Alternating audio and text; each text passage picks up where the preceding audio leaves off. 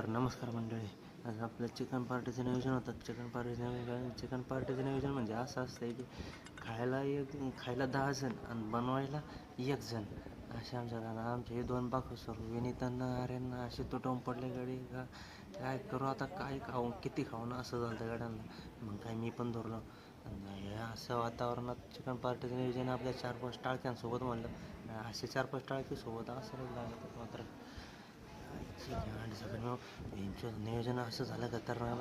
हा नुसतं न खाणाराला हाडकंच दाखवायचा गडी इच्छे आणि सगळ्या मग आज असं नियोजन झालं तर खतरनाक ना.